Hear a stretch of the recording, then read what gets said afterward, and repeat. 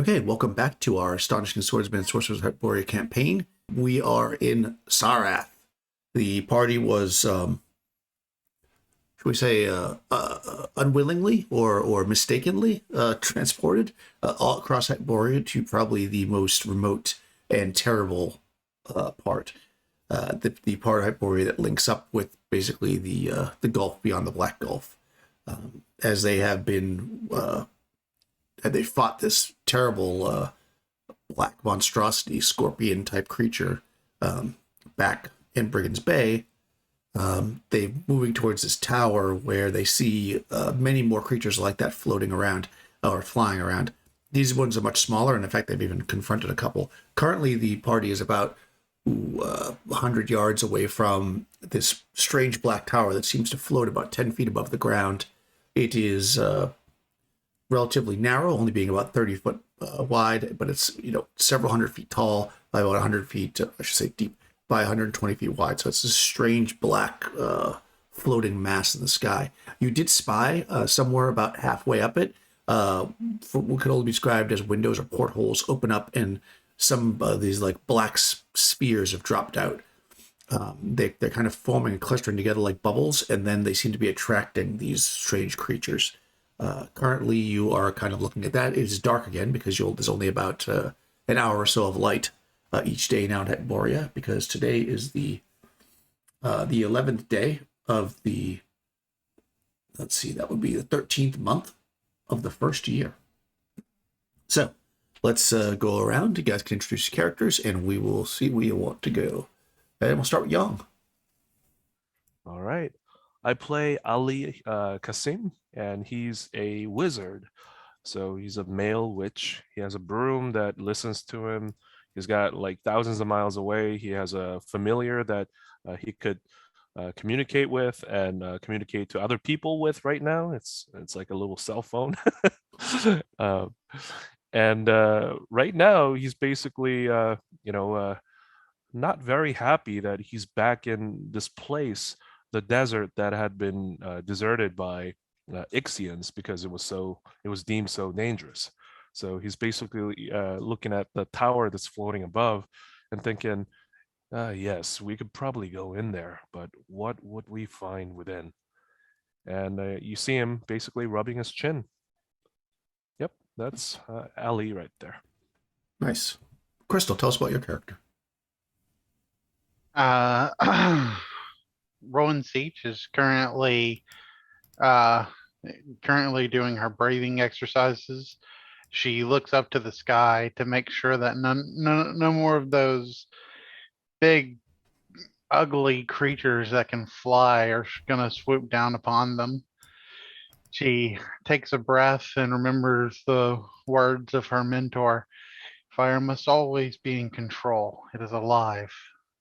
And she exhales as she reflects upon this, and then looks over to the tower and says, "So what are we gonna do?" And that is the pyromancer Rowan Siege. Excellent. Nikki, tell us about your character. I play Pinesta.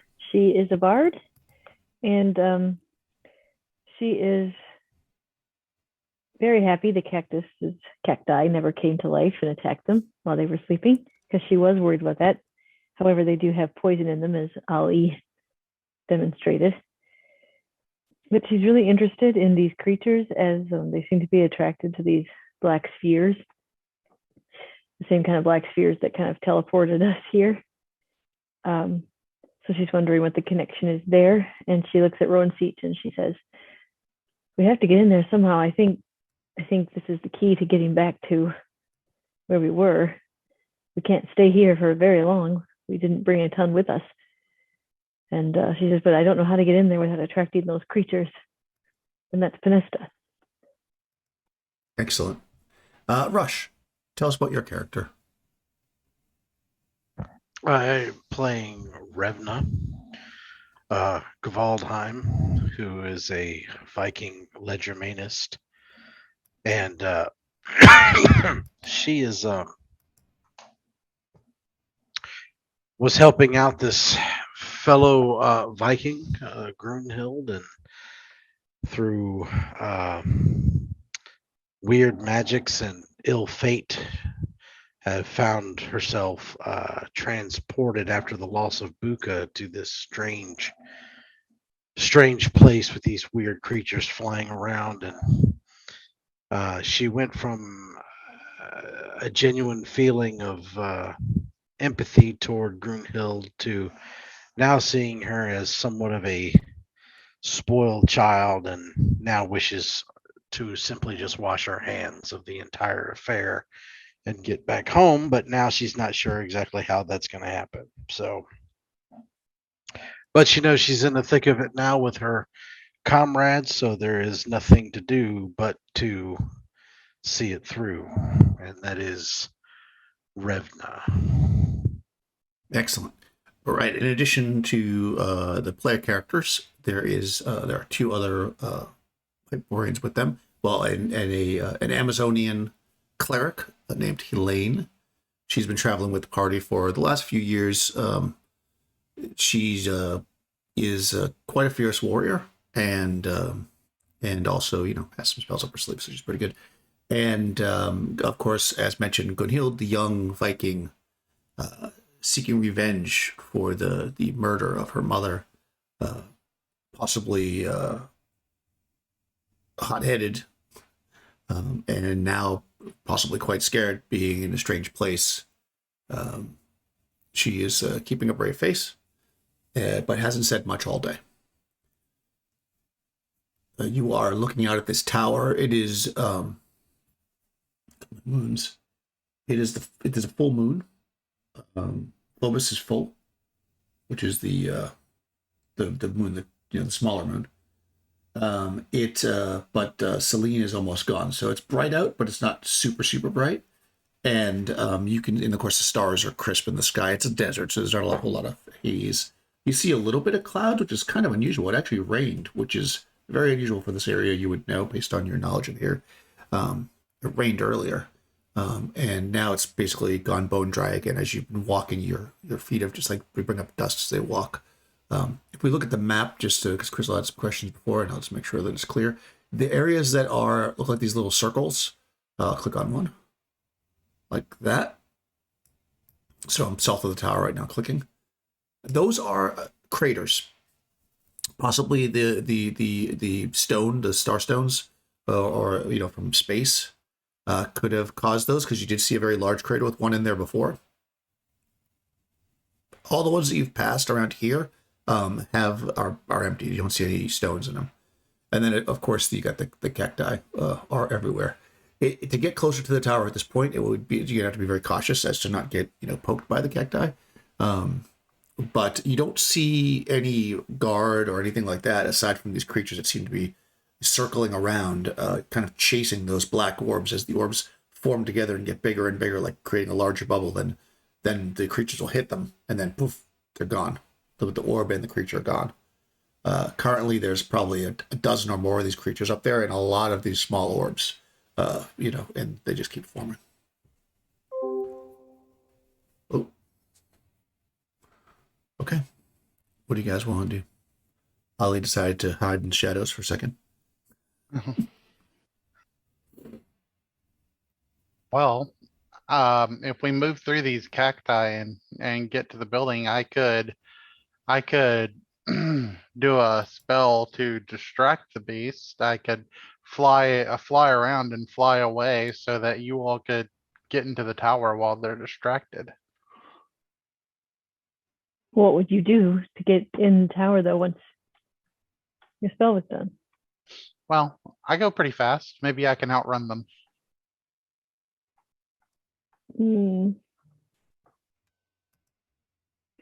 I don't know if I trust the maybe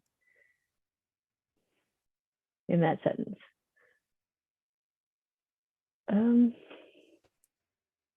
I could try to go invisible and go do some reconnaissance, see if we can even see a door, if you guys wanted.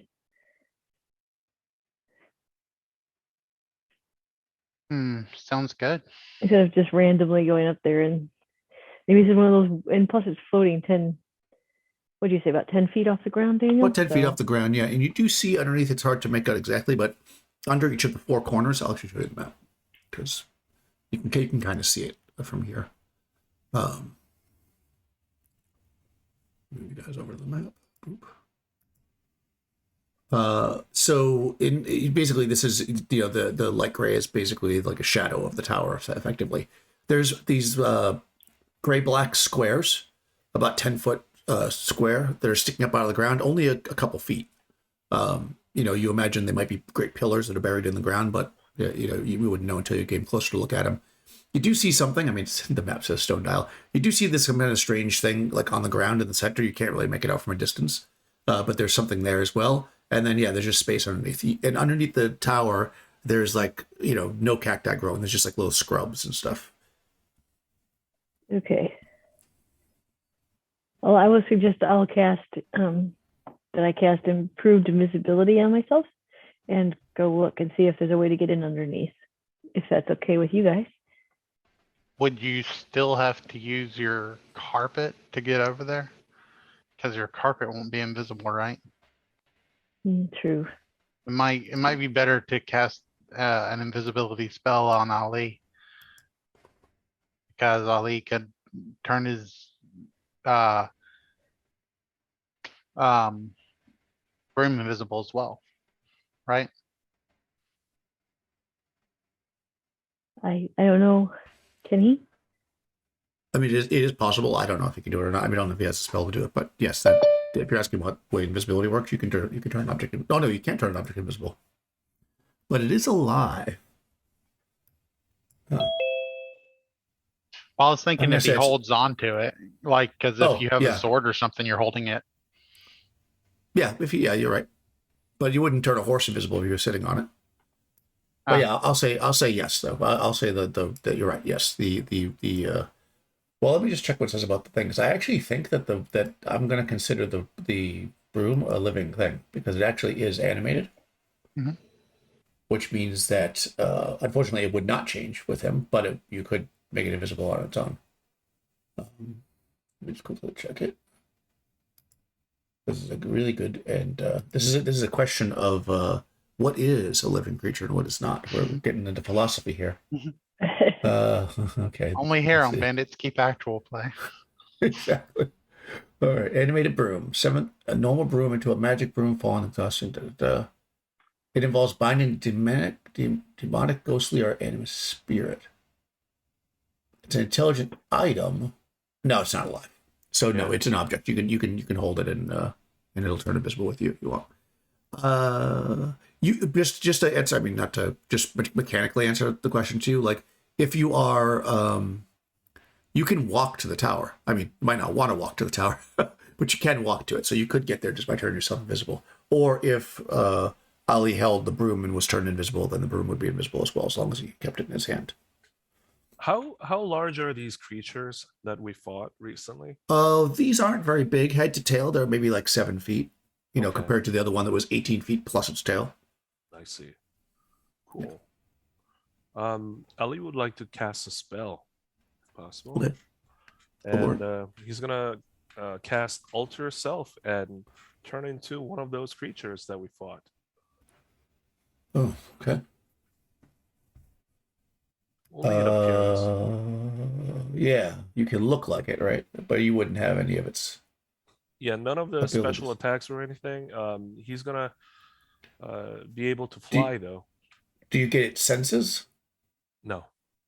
He just. Well, wants to- I'll tell you this because you've seen them up close. They don't have any eyes or anything. So I'm curious, like, would you be able to see? Like, do you get like sonar if you're a bat? You probably do, right? Because are you turning into the creature or you're not? You're not actually turning into it, right? It's just physical. Yeah, Alter Self. So I would say that if you're going to do that, you're probably going to have to leave eyeballs if you want to be able to see, because the creatures don't have any eyeballs. Yeah, They got no face. Yeah. sure. Yeah. So you'll be the creature, but with eyes, if you want to be able to see when you're the creature. Yeah, Yeah. eyes and mouth as well. Okay, yeah. So you can talk to, right? Exactly. I think it's an illusion, so it is an illusion spell, right? Let me check. Yeah, I'm gonna look at it. Alter self. I know that you're able to fly with it, so it's got to have some kind of power. Sorcerer mutates its form similar to disguise self, except that the change is slightly more radical. It has quasi-actuality.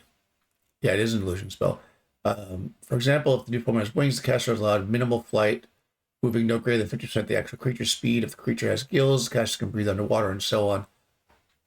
Yeah, so I'll say that you can make yourself look like the thing, but because it's basically an illusion, but you can see. You'll be able to see with regular eyes. You won't have its senses. Okay. Humanoids are the bipedal species by which the caster is familiar. I mean, you can make yourself look close. Like, I mean, you've seen them up close, sure. Nice. Great. Okay. Yeah, so he's carrying that broom, and he looks like one of those creatures. Okay. You are quite ugly. Yeah. Oh, And he okay. says, That works too. maybe I'll blend in. And he shrugs. Well, Perhaps. yeah. Be careful and don't touch one of the spheres. Right. You will disappear. I don't imagine it's wise to fly up to the sphere. I just want to be able to get in without drawing too much attention. Okay. I just don't want them to think it's weird if they're all attracted to these black spheres and that you're the only one who's not. So just be careful. All right. Okay. You can see that Gunhild is visibly freaked out by the fact that you just turned into the creature that killed her mother when she was 12. Mhm. Once Ali flies off, Rowan Siege says to Panesta, no matter how this goes, it'll make an interesting story. Yes. Oh, you're gonna fly over there, Ollie? No, he's Oh. just, making sure that his wings are Oh. working. That's all. Yeah, you And- could fly at 30. Okay, cool. And he just flaps around saying, I think I'll be able to fly into the entrance. If you guys need to use the broom, be my guest. And offers the broom to whoever needs to use it. Okay. I will take the broom. Revna, I think, should probably use it because, well, Rowan says you can fly, but you say it's a lot. It's very. Yeah, I mean, like it's noticeable. So maybe you and Revna should use the broom, and I can use the carpet, or someone can come on the carpet. Yeah, I'll hold on to the broom for now. Okay. Well, I can still do the invisibility thing if you want, or we could just fly over there. I think invisibility is wise. Okay. For I'm me, going to. I think it's unnecessary for now. Okay. No. No, also, I would just keep in mind that you have Gunhild and Elaine with you as well. That's right. If you You start know what, flying around. I think I'm just going to do some retcon. I think I'm just going to cast improved invisibility on myself. If I can walk there in a reasonable amount of time, You can. I won't have to worry about, what will Yeah. stay invisible or not. So I'll just cast improved invisibility on myself and go. Okay, yeah. I mean, if you go slowly, you can get through them. If you need to move quickly, like you're moving at maybe like half or less of your speed, you can get around the cacti, no problem. If you need to come back full speed or running, then you would have to make a dexterity check to get through them with hook and stuff. So, All right, deal. Yep, good. yeah, I'll do not it. a problem. All right, yeah. So yeah, you turn invisible and you start walking. Everybody can see your feet, kind of, Yep. footprints in the dust. The dust is kind of coming up. So you guys see Panesta go off. See, she's invisible. Kind of her go off into the mix of cactus. Then you probably lose sight of her after a minute or so. So yeah, you approach. Let me get you back to the map. And when you get underneath, you actually see a couple things. You see that there are, as I described, there's so again, this light gray area is basically like the shade, if you will, coming from above. Obviously, it's moonlight at this point. The corners, there's this kind of gray black stone. It's only raised up a couple of feet off the ground, but as you kind of you're coming in from kind of the side, as you get close to it, you can actually feel like the hair on your hands, and like the back of your neck start to like kind of tingle up a little bit. You're kind of almost like start to float away from your body a little bit. Maybe then you take the steps away from it and it drops back down. And you can see that underneath there is a stone dial that looks like this. Bum, bum, bum. Oh, where is it? Oh, there's the dial. I was like, I just put it in there. Show it to players. Do you guys see that now? Yes. Okay. So effectively, this dial has 3 sections to it. The outer section, you can see that there's letters on them, right? There, you can see on the outer ring, there's like these holes periodically. Sitting next to the dial and just sitting in the dirt are these metal pegs that look like they fit in there. So you stick them in and turn the dial. It's pretty clear that's what you're supposed to do. It's not, I think you have to get a check to that. There's 3 different layers to it. So you've got the outer ring, then there's like a middle ring, and then there's the center ring. And that's kind of what they look like right now. What languages do you speak? Because you might recognize some of that writing, because it is a language. Me, no, I just speak Common and Celtic. Celtic. Okay. Mm-hmm. Yep, I Celtic. speak Common, Old Norse, and Coastal Eskimo. Nice. Okay. Let me just look at the dial and see.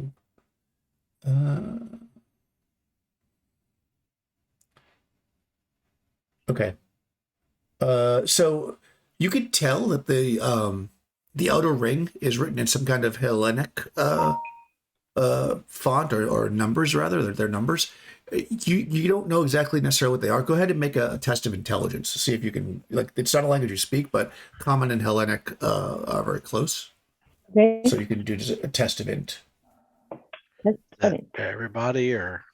I think just Podesta's there now. Did you want to go as well, Ravana? Oh, that's right. She's by herself. She went Never. invisible. Yeah, I mean, you could go over there and you could sneak over. You could just walk over. You could fly over. I mean, I wouldn't sneak over unless I knew there was a reason for it. So Okay. I rolled a 2. 2. What's My your intelligence is 14. 14, so that should be good. Okay, yeah. Yeah, you recognize them as numbers. Okay. You can clearly tell what the numbers are. Doesn't really matter what they are. 1 through 10 or whatever. Or 0 through 1. 0 through 9. So they're Hellenic numbers. Yeah, the outer ring is. The other 2 rings are also in letters. They are not in any actually, that's not true. You recognize that the center ring is in the Lemurian, even though you don't speak it. You were in Lemuria for so long that you can't not recognize that. So the second ring is in Lemurian. You can also recognize that those are also numbers. But I'm going to say you don't know what the numbers are because you don't speak Lemurian. Oh, okay. I did learn the Marian when we were over there. I was one of the ones who could talk it. Yeah. Oh, okay. Then yes, yep. you realize that they are also numbered 1 through 9. Not there. I said 0 through 9, but 1 through 9. Okay. 1 through 9. Yep. I mean, they're not lined up, obviously, clearly right now. But the outer ring is Hellenic 1 through 9, and the second ring is Lemurian 1 through 9. Okay. The inner ring you do not recognize. Okay. Well, I probably will need some help with this, I think, but I don't know. Obviously, it's some sort of combination lock, I think to myself. All right. And I don't see, like, if I'm walking underneath, I don't see any other thing underneath the tower. Like, roll d6. Okay. 1. Yeah, you notice, because it's really the tower's above you, right? So you're looking up and not directly over the dial, but kind of a little bit further to the north of it, maybe like 10 feet further to the north. You see that there appears to be a, like a crack in like a square 10 by 10 foot, clearly some kind of passageway or something like a secret passage. Okay. But it looks pretty well sealed up, right? That is correct. Yep. Okay. Well, I know more than I did before, I say to myself, and I will slowly try to get back to the others. Yep. Yeah, as long as you take your time. So we'll say all in all that took like a few turns. So I'm gonna actually roll a wandering monster. Well, actually, I won't do it. Crystal will do it. Crystal, roll a check while you guys are waiting for Go on, Crystal. roll a d6. Rowan seat. All right. 6. Yeah, all's quiet. And Pinesta, you get back. You see the party, hanging out. Okay. Sitting there around a small fire. Do you I ever will- hear how Pinesta's ain't no hollaback girl? I drop invisibility and I say, it's actually Holla ain't coming back, girl. But that's okay. It was one of my good ones. And and I'll say, I found out a few things. There is a door in the bottom, but it's got some sort of, at least I'm assuming, lock on it with 3 rings with numbers. One of them is Lemurian, which I was in Lemuria, so that I recognize. And one of them is in Hellenic, but the other one I don't recognize. So we're all going to have to work. Oh, don't worry about it. If it's Scratch out. language, then I should be able to help. Scratch out some of the symbols you saw in the dirt here, and let's see if we can identify them. Okay, can I do that, Daniel? Sure. High or low? Hi. Okay. Yeah, you scratch some out. What languages do you all speak? Once each. Hellenic and Thracian, as well as Celtic, but I don't think that'll matter here. No. Nope, none of that. How about Ali? Hyperborean, Lemurian, Thracian, and what's it? Celtic, Godalic. I think the Thracian, which is Ixian, is given because he already is an Ixian, right? Yeah, Okay, and Eskimo. that's none of that. It's actually, Revna, what about you? What language do you speak? Still Old Norse and Oh, right, you said that. I'm sorry, Common Old Norse and Coastal Eskimo. Yeah, no. However, you are a thief subclass, correct? Yes. So you actually have an ability called Decipher Script, and you could utilize that if you'd like. What level are you? Sure. 6. 6. Okay, it's a D12. You got a 2 in 12 chance, unless you have intelligence over 16. No, my intelligence is 14. Okay, give it a shot. Roll a D12 for me. Oh, damn it.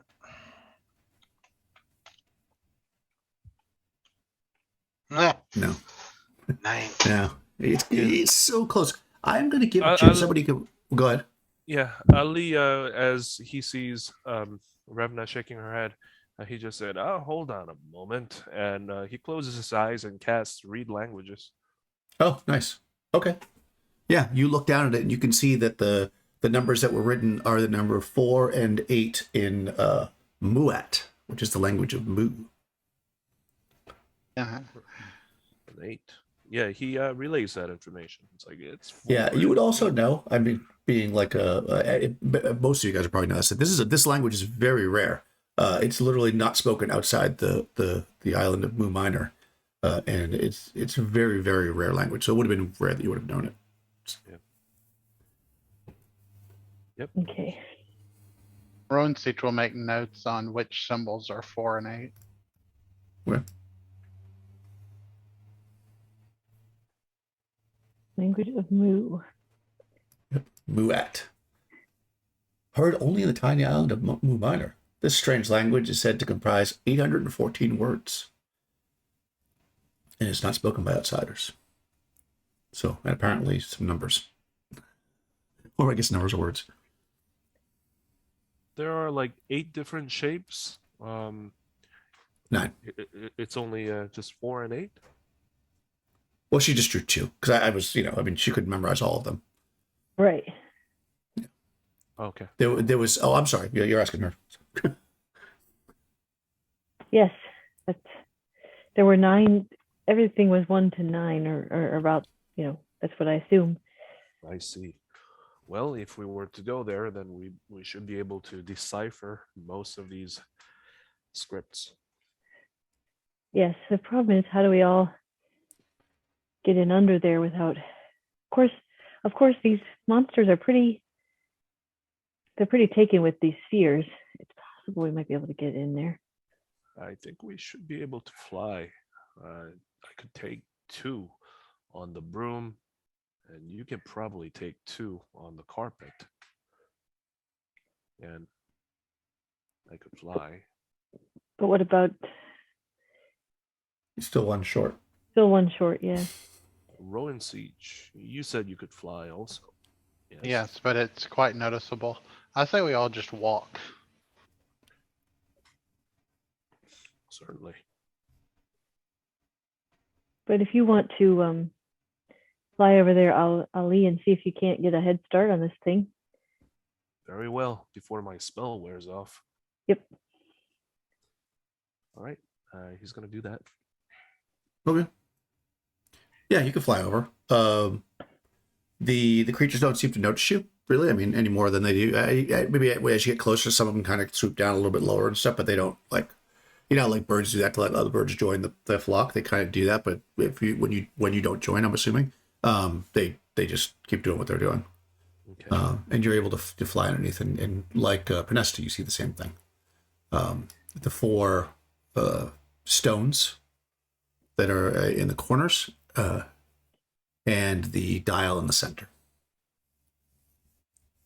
All right. Yeah, he's going to try and decipher all the numbers so that. Yeah, you could definitely decipher. I mean, you've got 4 and 8. Well, if you speak Common or Hellenic, Yeah. which you had a bunch of languages. So basically, you can definitely see the outer ring is Hellenic, and you can see what direction it goes in, and you, of course, you're Muat, and kind of you see it's the same numbers. But hold on, did you Lemurian you speak as well, so you actually can read them all. Yeah, and I think read languages allows him to decipher any languages. Yeah, exactly. Right, you still have that going. I forgot about that.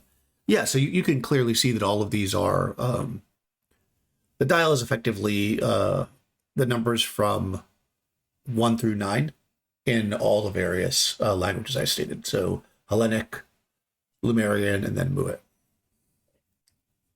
Okay. Did you want to move them so they match up, or you just want to know what they are?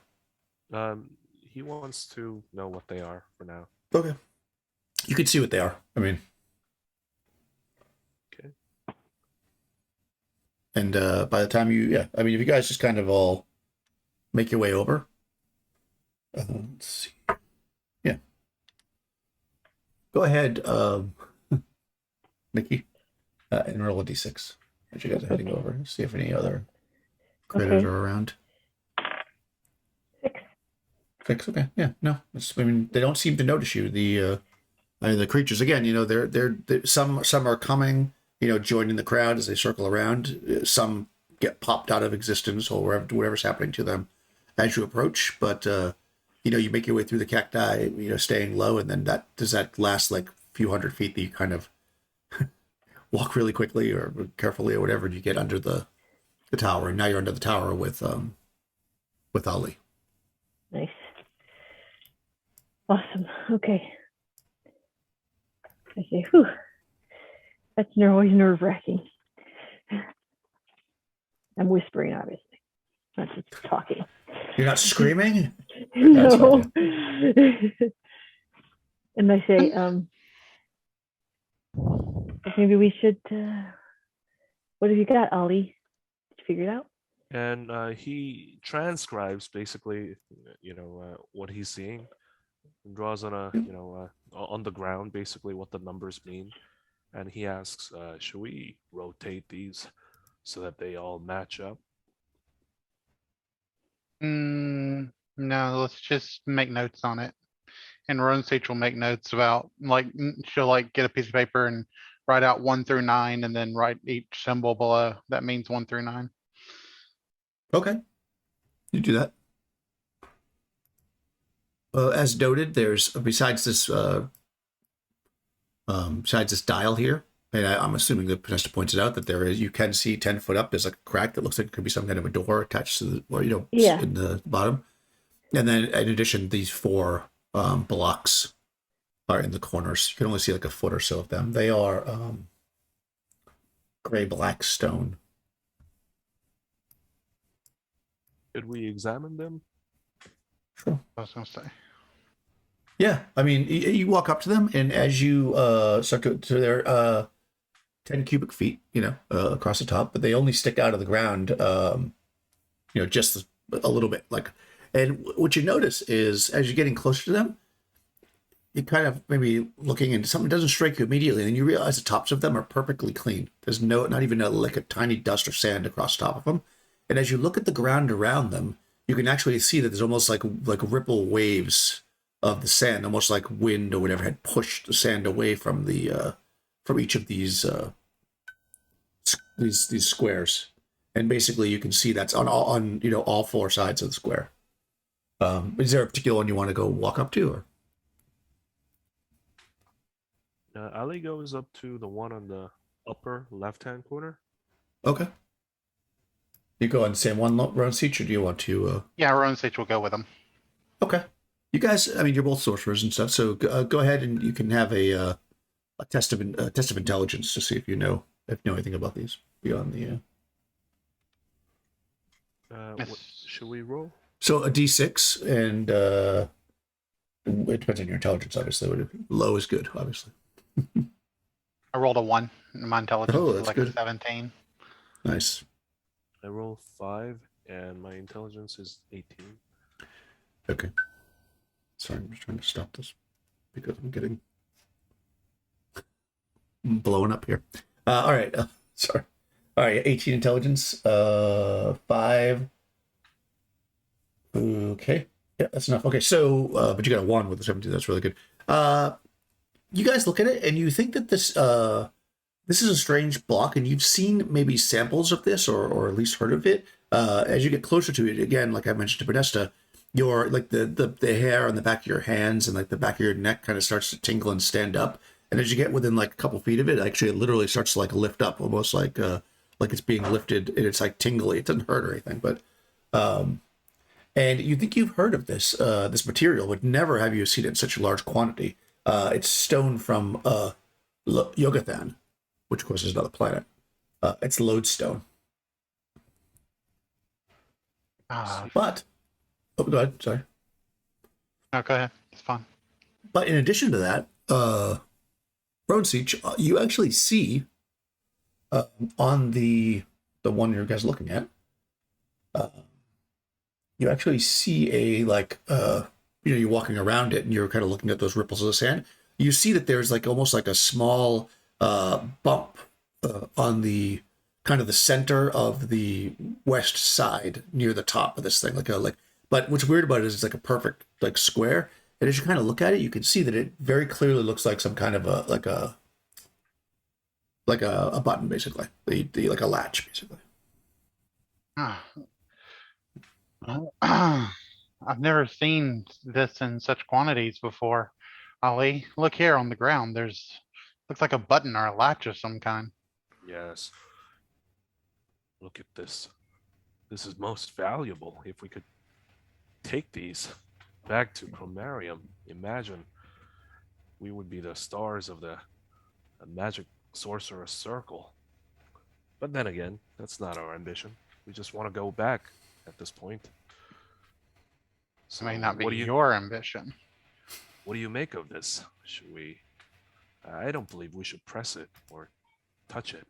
I think we should Unless- see if the other stones have them. Maybe they are what raise and lower the tower. That's my first thought. Yes. By the way, the decipher language lasts for seven turns, I believe. Oh wow, okay, a long time. Okay, Yeah. perfect. But keep track of the altar itself has, I believe, 1 plus D6 turns before it expires. So I okay. don't know whether he's reverted back to his normal self. Let me see. No, you're still the same. You're still Okay, I'll keep track of that. Thank you. Okay. So yes, we got this with comprehend languages. Okay. It's been only 2 turns since you did the cast comprehend languages, but it's been probably like about 5 turns, maybe since you did the altar self, because Pernessa had to walk down and walk back and do all that. Okay. Okay, yeah. So there's nothing written here, of course, beyond that, but I'll let you know if you see anything else written. Yeah. So, Let's go to the south one real quick, and let's just see if there's another one of those buttons or whatever it is in a similar place. sounds good. Okay. Yeah, you guys walk down there and take a look. What's everybody else doing? Nesta and Revena.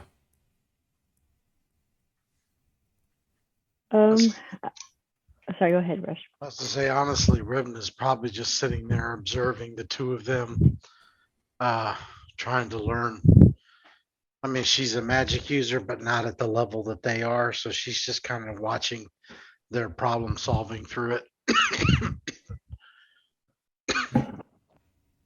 I'm going to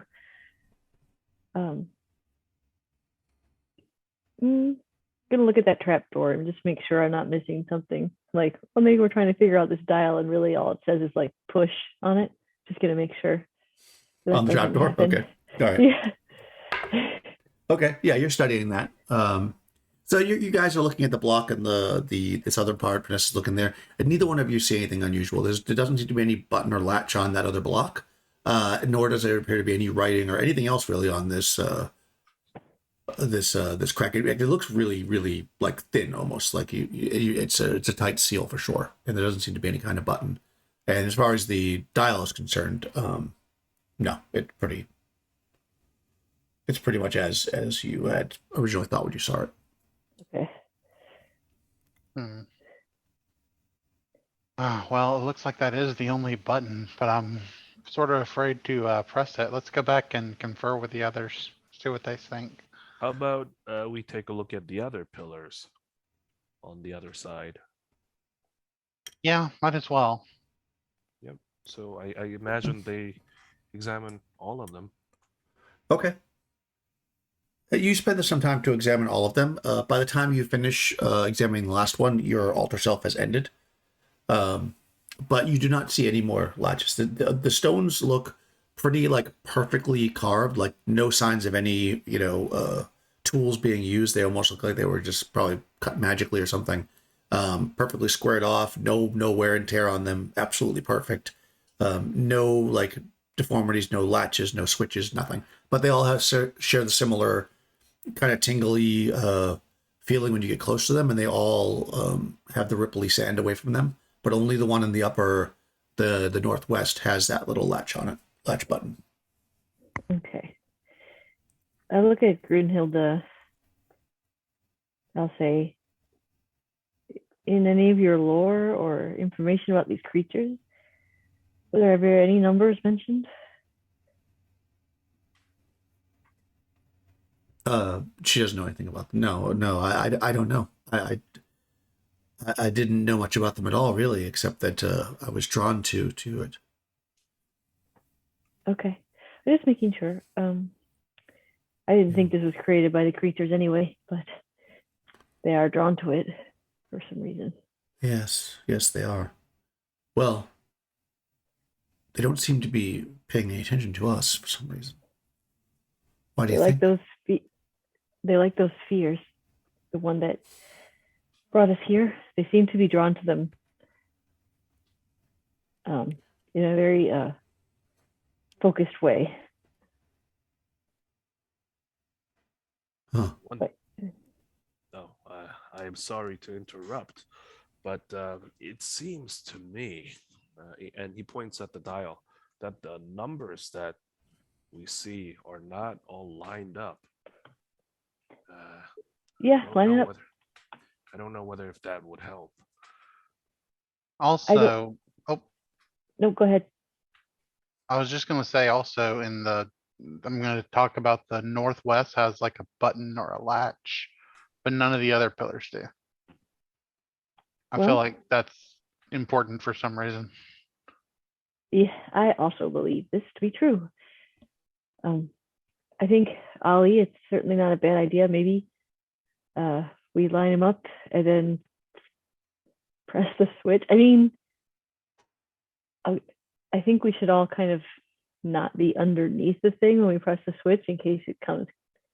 I mean, we don't want it to fall on us. But I don't think it's a bad idea, and it certainly can't help. I don't know anything about if there's a special combination of numbers. I don't even know the first place we'd start looking for it. So lining them up seems like as good a guess as any. I agree. But I think we should kind of try to be off a little ways and try to stay out of the way of the creatures as much as we can. But I think everyone being underneath it when we press the latch might be a bad idea. I mean, it might be fine. But Pinesta the paranoid, so. Well, you're paranoid, but you're alive. That's right. Right, with good reason, right? Completely Okay. agree with you, Pinesta. I wish times like these we'd had Buka with us. Yeah, because he would just line them all up and not even have a care. But Then he would die, and we'd have to revive him again. At that, Gunhild says, if you need someone to take the risk, I will do it. I brought you here. Are very brave, Grunhild. Thank you. And then Ali steps out of that area. Brunsage will grab one of those staffs and say, "Nonsense! We're all in this together." So the fear is that when we insert the thing that the tower might fall. I'm afraid when we do that and then we flick the switch, yeah, it might. That's what I'm afraid of. I'm just afraid of those markings, the patterns that we see on the ground. Some kind of strange force might sweep us off or harm us in some ways. Yeah, I feel like I feel like it's not going to be as easy as lining them up. I think that there's some kind of combination we need to know. I'm just hoping something negative doesn't happen when we do line them up, like an alarm goes off or something, and A magical alarm. yeah. Well, it could happen. If you want to, if you guys want to do this, and then I'll stand over and flick the switch if you want, because then I can if something does start to happen, I'll be in the corner. I can just dart out from underneath it. Well, I was going to suggest that I don't know if it's possible. This is outside of character. I don't know if it's possible for me to have a spell almost ready to go and then flip the switch as I finish the spell. Is that a possibility? Yeah. What spell? What spell? Yeah, I'm just curious. What's it called? Wraith shape. Oh, yeah, sure. I turn into gray smoke and I can slither in and out through cracks and things like that. So Yeah. I explained to everyone that I can turn myself into wisps of gray smoke as I push the button. So if it does fall, I should be able to if any cracks that lead to the outside, I should be able to just drift through and come out. Okay. So if we, sorry, go ahead. No, go ahead. It's fine. So there's 3 of these little magic sticks. So we each turn one to me and Rosich and Grunhilde, because Ali's already gone. And then we run out. Revna, you push the switch. Well, run out stealthily. You know what I mean? We get out from underneath once it's all lined up, and then Revna pushes the switch, and we see what happens. Okay.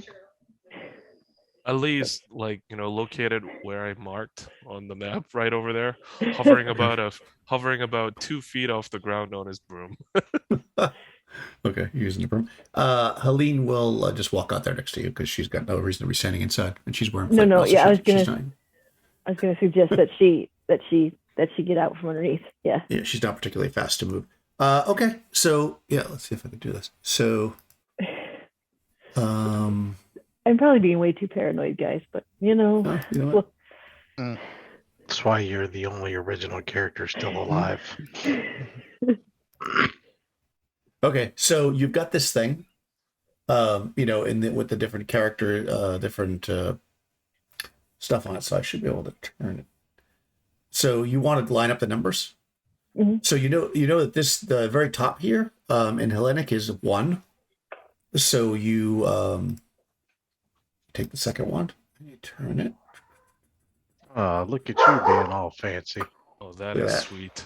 And then you want to do the last one as well. Mm-hmm. Oh, that is so awesome. I'm making the sound effects. Love the sound effects. I can't turn it further. There we go. Hold on. My mouse gets stuck. Wait, mine's getting stuck. Hold on. There you go. All right, and everyone's lined up. Well, that actually worked out pretty well. And because they actually give you on the module, you're supposed to print it out and cut it and make a little thing, but obviously we're playing online. So you line it up, and each of the numbers begins to glow with a blue light, kind of like illuminating, and you hear, and then from that direction of that crack in the ceiling that you saw, a platform begins to lower. It's being held by a large chain. Oh, don't press the switch! Don't press the switch! Yeah. Did you say press the switch? She's Don't! just standing there with her hands up like this. Haven't even started casting the spell yet. It's okay. It's okay. I'm like shout whispering across the thing. Don't do it! Yeah, so this thing, it lowers down. It's a flat platform with a metal chain coming inside that seems to go straight up into the tower. Looking up there, it is actually dark, so you can't really see much inside the tower. It's also dark outside too, right? So there's like no ambient light bouncing around. Let's tell Ali that we had to like move it around a little bit first so he doesn't think he was completely right off the bat. Okay. And I'll kind of go over to Rev and be like, we need to wave them over, Rev, Ali and Helene. Ali, hovering about 2 feet off the ground, looks at Helene and says, Helene, you're a very wise woman. It was a very good choice for you to come stand out here rather than be so close to that strange arcane object. Well, I don't run very quick in plate mail armor. So I figured, since it was a running after the turning of the... Right. But it looks like it's safe, she says. Then she starts walking back towards it. Would you like to hop on this broom? No, thanks. He hovers over there. Yeah. Yeah, so it drops down on a chain. It's just kind of sitting there. You could all fit on the platform if you wanted to. It'll be pretty tight because there's a bunch of you, but you could get on there if you wanted to. I mean, or you could climb the chain. You could fly up there. You do it that you want. It's only 10 feet up.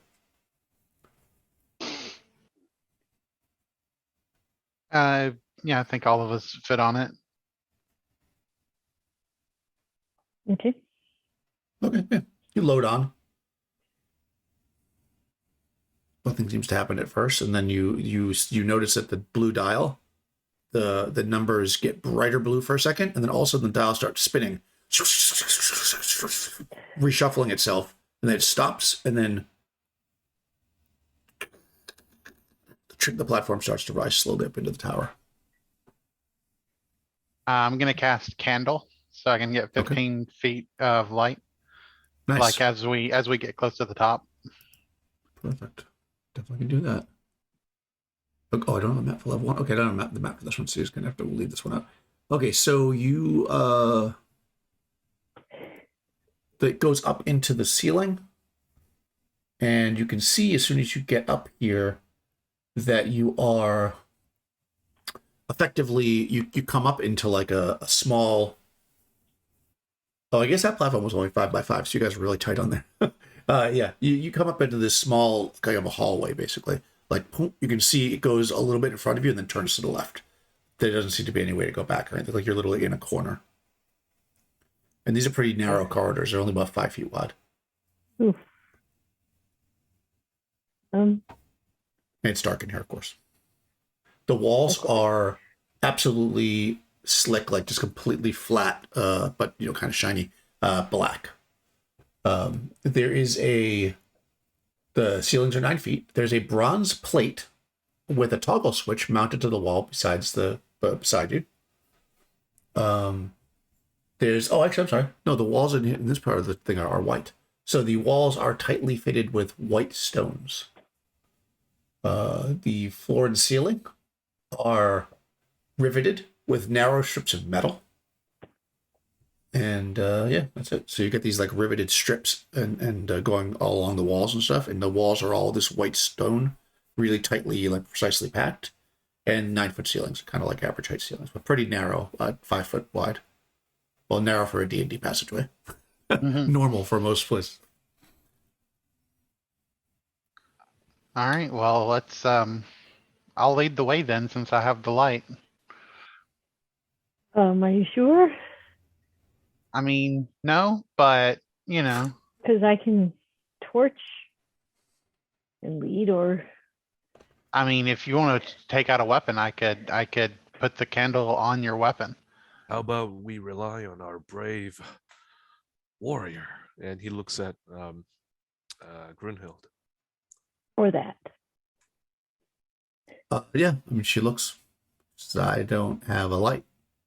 I'll put this light on your weapon. Okay, yeah. She puts the spear next to you, so you can do that. And I'll put it on the tip of her spear. So Okay. now there's a 15-foot bright flame on the tip of her spear. Okay, yeah. So yeah, she walks up a couple feet and turns and starts walking effectively to the west. But I mean, it's I guess I'm assuming everybody's following. Yeah, it goes down about maybe 60 feet or so, and then it abruptly ends and turns to the right. It's kind of like you're going around back on yourself. She turns, keeps walking. She walks like another 40 feet, and then she stops and she says, I feel like we're being led into something here. And then she turns, she keeps walking. It goes another 30 feet. Yeah. You think that because it's just one single passage? Right, and it's twisting back on itself. Oh, we don't have much choice. I guess we have to keep going. Just be careful. Okay. Yeah. So she walks like another 30 or so feet, and then it turns to the right abruptly and cuts back on itself and starts. So you're basically going like a little. And she's walking and walking and walking. And she goes about another 60 or so feet. And suddenly, in front of you, jets of flame shoot from the wall. She's going to have to make an avoidance saving throw because she's leading the way. Let's see. You're all, yeah. I mean, you see that they're kind of. So what you can see is effectively the passageway goes up like this and then turns abruptly and comes back, and you can see that all in front of you. I mean, she steps back obviously because it's on fire, but you can see that the hallway's those bronze lines that are on the wall are shooting flame, and the hallway is just completely filled with flame around the corner. Oh.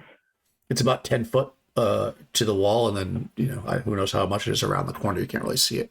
But let me just make her saving throw because she might be dead. Would I be able to cast a spell before she has to step back? No. Well, I mean, she's making a saving throw. Oh, okay. Yeah, half damage. So 46. Yeah, she steps back. I mean, it was a trap that nobody was looking for, so it was effectively surprise. Okay. So she'll take 5 points of damage. Yeah, she steps back, and they're still burning. She looks at it and she says, "What sorcery is this?" And now the hallway's bright, of course. Mm-hmm. So what do you want to do? Is there a spell you want to do, or do you want to do it to stop the fire? It's still burning, of course. Well, there is a way I can influence this fire so that we can all pass it if we want to pass it. But we need to pass it. I don't think we can go back. Okay. I will cast Influence Normal Fire. Okay. Yeah, you could do that. You're just gonna make it so it doesn't. So you can walk through it. Yeah. Okay. Yep. Yeah, it's not a magical fire, so you definitely can do that. And you move the flames back, and Gunhild kind of looks, and she steps forward. She walks up, and then she kind of gets to the corner and turns and comes back. And she just goes a few feet, and she says, "It's only a short passage." And then I guess if you guys are going to follow, you realize that just go. It's literally like 10 feet, turn 10 feet back, and you're basically out of it. And then she says, "Gotta be more careful." We ought to be looking And- for traps as we're moving along. Yeah, I'm not the best at these kind of things. If you take the flame off of my spear, I can poke the ground. Or can I do it with the flame on there? I don't. This is awkward. Well, it creates a heatless. It says it's a heatless flame. Yeah. Evokes a heatless candle-like flame to rise from the palm. It sheds a 15-foot radius of light and can be placed on an object. Okay. That is excuse me. very informative, Rowan Siege. Yeah. So she just uses the back of her spear, and she just kind of like puts it on the ground in front of her, and she's walking. And it's kind of like scraping as you're walking in the hallway. Because I guess it was pretty obvious because she stepped on it, that when you stepped on the flame jet thing, there was like a plate that was sunk into the ground. Oh. So she is now trying to be aware of that. So she goes, she's walking forward. She goes like another 60 feet, then it turns back around again on itself, and goes back the other way about 70 feet, and then turns back around again on itself. Now your comprehend language is probably gone. Does it feel? Yep. Does it feel like we're ascending or descending or just going? No, you see like you're just Okay. flat space. Yeah. Okay. Yeah, it's just cutting back and forth. So it's like almost like you're in like if you're at the bank, like waiting. Oh, the cattle Except gate with thing, walls. like at Cedar Point, like at or Disney World. Yeah, like at Disney, right? This is like the Disney World of Hyperborea. So yeah, so you she goes back around, and I'm gonna give a 2 in 6 chance that she'll before she steps on this next one, since now she's checking. I'm Oh also yeah, going to suggest that we start maybe looking for some sort of other door out of here, like on the walls, instead of just going straight. I don't have like any kind of skill for that, but just looking for something okay. Yeah, in you the just gotta wall. put your hand in the wall or whatever. I mean, so far as you've gone, you don't believe that they could have. Well, I mean, there's a couple places that could have been doors, I suppose. But okay, you start looking. She actually stops because she's like, "Oh, look, the ground is raised here," and you're looking down, and basically you're at the end of this hallway, and she kind of like peeks around, and it looks like it goes up about 40 feet and then turns again. And she says, this ground right here is a trigger like the other. We can't step on it." Good spot. Catch. Yep, well spotted. And we'll go around it. You can't. It's the entire ground. Oh, okay. It's yeah. Basically, you're like this is a maze, so it's hard for me to really. But basically, it's like you come to the end of the thing and you turn, and it goes up 40 feet, then turns this way. But like literally, the ground in front of you is the whole platform. There's the pad. Ellie, activates his broom again. I think it's his second time using it today. He hops on it and glides over to the other side of that plate and hops off and sends it back. And, Okay. So that next person or two people could hop on it and fly it. at a Okay, time. yeah, you definitely can do that. So yeah, I assume you take Good Deal first, because since she has the light, or unless somebody else has a light. And yeah, you guys make using the broom, you're able to shuffle back and forth across this path. She nods, and then she says, once everybody gets over there, I guess you guys are all clustered together. She starts walking again. How long does this candle thing last? An hour. Oh, okay, plenty of time. So it goes. So now you're like up it. You again, you're feeling around on the walls for any possible doors, secret doors, things like that. I'm assuming you didn't feel in the trap area because You know it was on the wall there. And you're not feeling anything. You head down about another 60 or so feet, and then it turns again, and you kind of, again, cutting back on itself like a switchback. Goes down another like 60 feet or so, then turns back and cuts back on itself again. So you're just literally going like you say, like at an amusement park. Finally, you get down to the corridor where it turns, and it just seems to go directly south. I'm saying south, not that you know what direction is anymore, but it seems like it goes in a straight line. And she follows that down for about 50 feet, then it turns again. And she circles back around, and essentially you guys keep going back and forth like this until eventually, let's see if she runs into let's see if she sees this one. She's paying attention. So again, she'll have a 2 in 6 chance of finding the trap. Nope, she does not. All right. So she's got her spear on the ground, and maybe, she lifts it up too far, or doesn't feel it or whatever, and she steps right on, oh boy. Okay. She steps right on a plate, and all of a sudden a huge burst of powder shoots through the space, and I think it's only going to be her that gets hit by it. Yeah, she's got to make a death save. Oh no. Poison death save. Okay, yep, she makes it. She steps back. Burst of avoidance save to escape. It failed. Okay, so she succeeded. Even if the second save, okay, no, she made the first save. Okay, she steps out of the way before it. So like she probably feels it, like just as she's like, and she steps back and this, and you can see that the ground now has this like pink powder all over it, and the trap is flat, like it's down. So you don't know how long it takes to reset, but it does seem like there's another trap here. No, maybe it'd be a good idea to not have her leading the way. Yeah, I don't know anything about detecting traps. Do you? Revna might. Revna,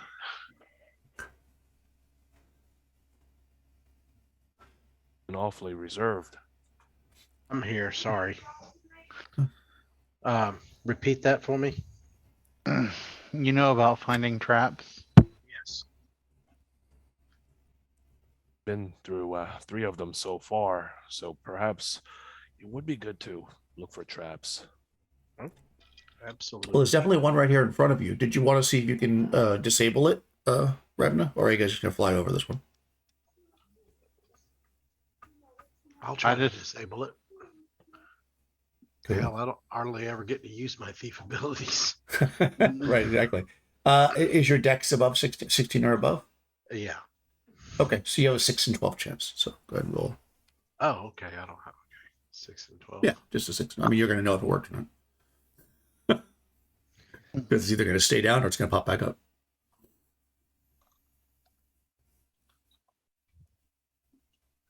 Click. Yeah. Yeah, if the thing's flat and you're able to somehow like wedge it or what have you to make it so it stays down and you feel like it's not going to pop up anytime soon. And it seems safe to walk across. She stands So- up and she's like, well, I think I got that one. Nice. Awesome. Gunhild nods and kind of looks at the group, and then she like steps onto it. You can tell like she's got a little trepidation, because it's literally poison just shot out at her. But she steps on it, and she makes a boot print in the poison dust that's on the ground, and then walks around the corner. At which she turns around the corner, and then she looks, and she kind of steps back really quickly, and she says, "I couldn't see because the candlelight doesn't go very far, but something glinted, something metal down there. Could be somebody in armor. Do you have a light source that's more powerful? I can't see." Technically I do, but I don't think we want to. I don't think you want me to use that in here. Well, I could just charge down there. What are we using for a light right now? A candle that's on the tip of her spear. Yeah, I can light a torch. Actually, hold on. I can light.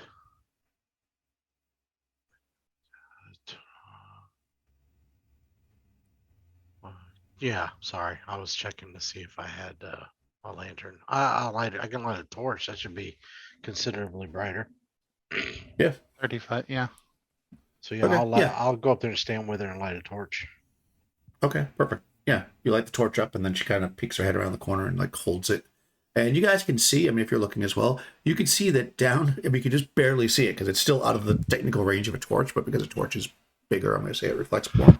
You see what is about 50 feet down.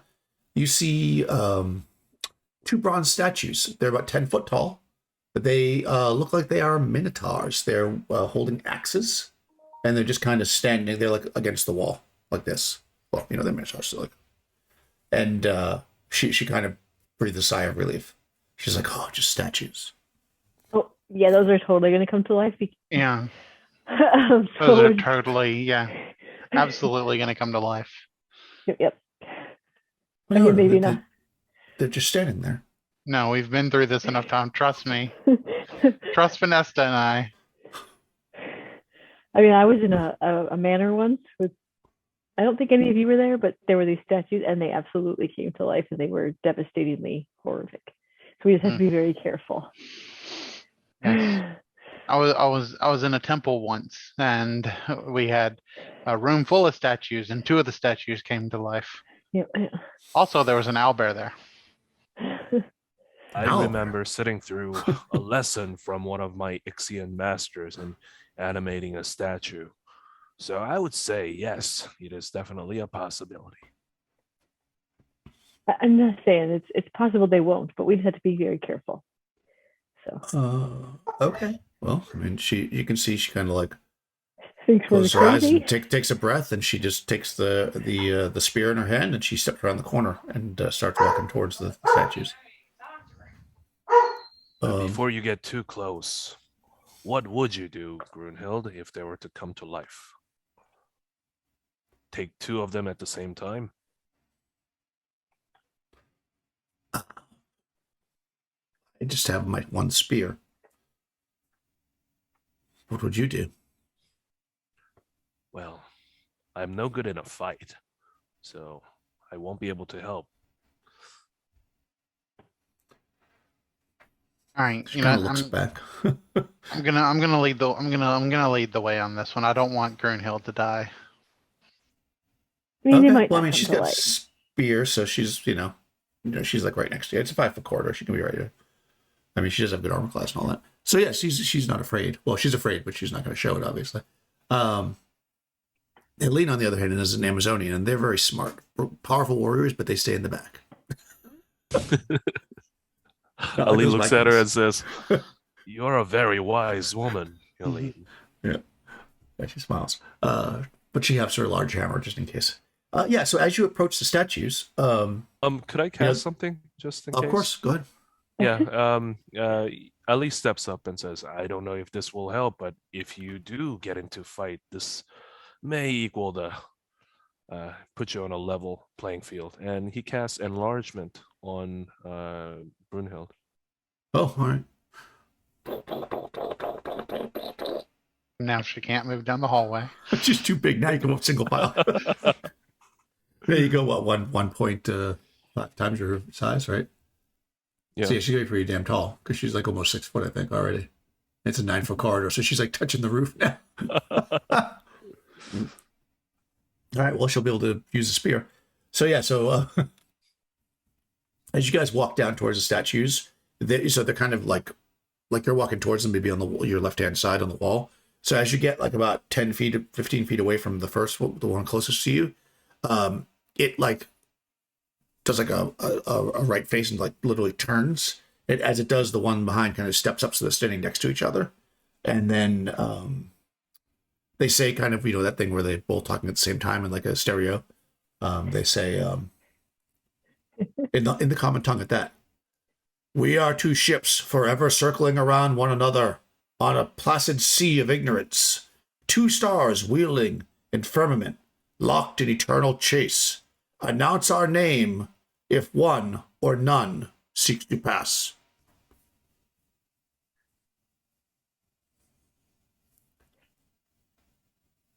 Alrighty.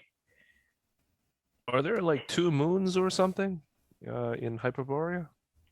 There are 2 moons, yeah. There's Selene and Phobos. Is it the moon? This is what he said. I'll put it here. Yeah. We are 2 ships. Would you like me to repeat it again in my Minotaur voice? At least it's an easy riddle, and she rolls her eyes.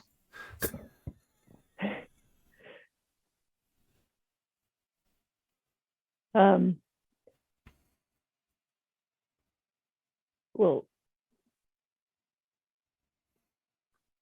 could be the 2 moons, but moons aren't stars. But And they actually don't circle around each other. I mean, you would know, since you don't know about Hyperborea. I mean, you, yes, players don't know, your characters know they don't circle around each other. They circle around Hyperborea, but not around each other.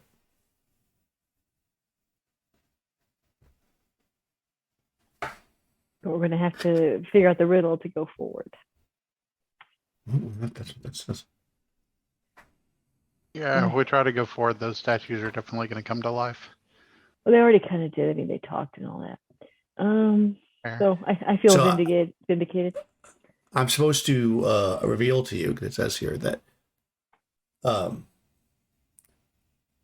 the referee may remind the players that any real world knowledge that they choose to bring into the table is not necessarily taboo. Hyperborea's far-flung world from a red giant sun that is consumed in its interior satellites. Over millennia, empires have fallen and crumbled. Technology and sorcery are nigh interchangeable. Obscure knowledge could be known. Yep. So is it the sun and the moon then? Is that your answer? No, I am asking the other. No, not yet. I am asking the other. Is that your final answer? I'm going to say I as a bard, I heard a legend from perhaps another time or another place about a sun and a chariot that chases a goddess around the sky, and the chariot was like a sun, and the goddess was a moon. I've heard this legend, but but moons aren't stars either. And he says 2 stars. Sun's a star. Well, it's 2 ships forever 2 circling ships. one another. Yeah. 2 stars. Yeah. But I don't know. What do you guys think? Well, I would say we should shout out the answer before that spell wears out. I mean, they seem to be giving us time.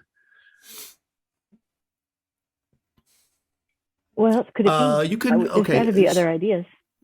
Yeah, I mean, you guys figure out what you think you're saying, but I will, even because you have a bard in the group, I will allow a hint if you feel like you need it.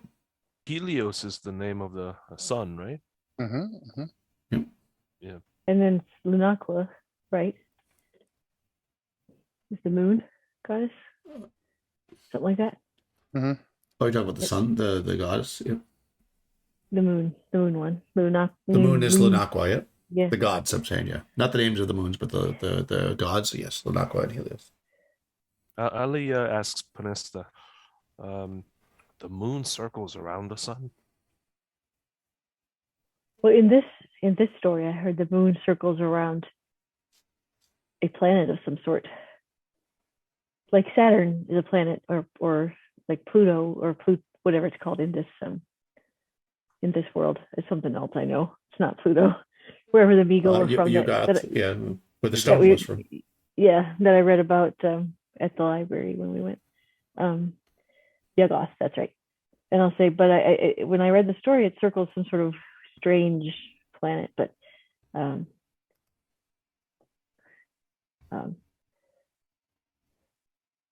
the sun and the moon balance each other out, I guess. But again, I don't know. This is just the first thing that came to mind, but I think we should have the hint. Let us phone the participants, or let us phone a friend. Okay, go. Yeah. Ali, you see Ali closing his eyes. You see Ali closing his eyes and going like, "Come on, what's the answer?" And phoning his crow all Raven. across the sea. Go to the library and look up the answer.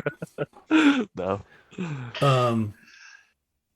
So you would actually roll a d6. I'll get the hint that I give you will be based on how low you roll, basically. Oh gosh. Yeah, 2. Okay. So this is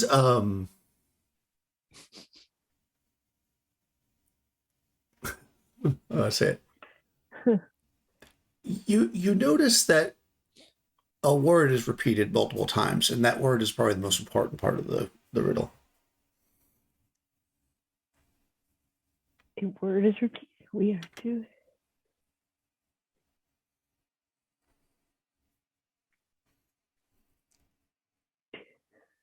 Two. 2, I think. Mm-hmm. It's really the ships. only. Yeah, 2 ships, 2 stars. If one or more seeks to pass, the 2 is really the only repeated word. Right. When you have 2 of something, Binary. There. what? Right. So you say binary, and the Minotaur statue things, they turn back into their spots and go against the wall. And you can see just beyond them that there is a platform on the ground. It is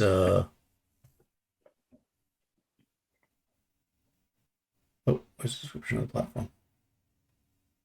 Sorry.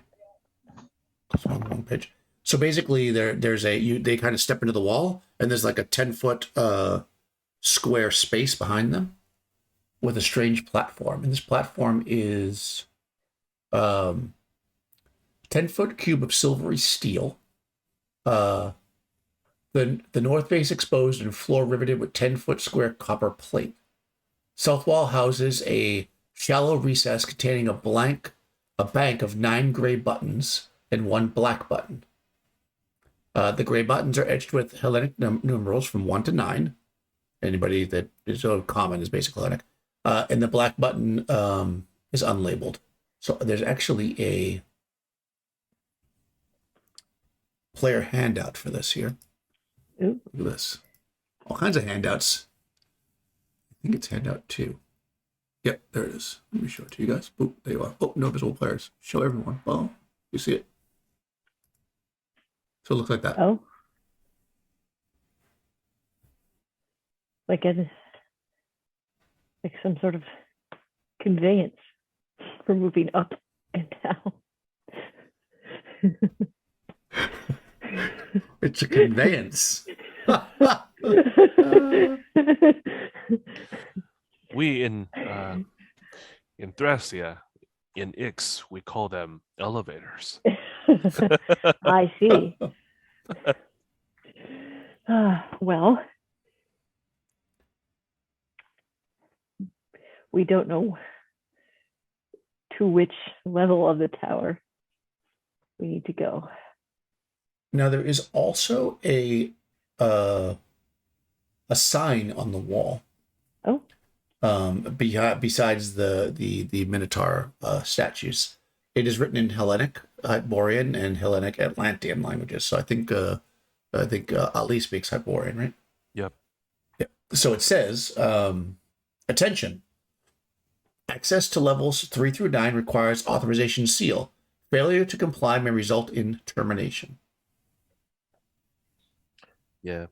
He relays that information.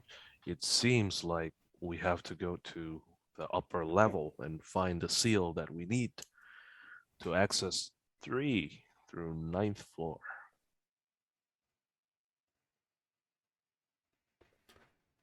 Oh. Yeah, the number pad is listed with 1 through 9 and then a black button. Okay. Yeah, we don't want to be terminated. That sounds less than promising. So Terminated. That button right there is 2. And I believe that dark button may be the one that activates this strange contraption. Okay. What do you guys think? I look at Rowan, Seach, and Revna, and the other two, and I say, level. Should we just go for it? I don't think going back is an option. Raven says your foster parents are already dead. No. I don't believe there's enough room for everybody. How about I stay back here and take the next one when it returns? Okay, so when he says that, is it obvious that there's enough room in the elevator? Yeah, it's bigger than the one you Okay. guys were already on. So Revna's gonna grab him by his belt and like shove him for the elevator and say, "Get your ass in that damn elevator!" Unhand me, Revna. But Oh, I haven't even started to hand you yet, buddy. Get in that elevator. darn these Viking women. That's your thing. Don't you forget it neither. And she crosses her arms and stands in the elevator. Well, I have conviction in my reasoning. And it did say that if we press any other buttons, we'd be terminated. So, and he presses number 2. I believe that conviction in your reasoning goes along the lines of fuck, fuck, fuck, fuck. All right, so you're gonna get on there. Everybody's on the elevator, right? Jeez, You I press just number spit 2. water all over my keyboard. Hold on. Number 2 first. All right, you press 2. So you press 2, and the keypad sparks with some blue electric light and kind of lights up almost like the thing on the ground, except this time you can smell a little ozone, and you feel a little tingling in your body. It takes a little bit. You're kind of waiting, and you can see the blue is kind of pulsating. It probably feels like forever because you're waiting so long. It takes about 30 seconds for this thing to actually do its thing.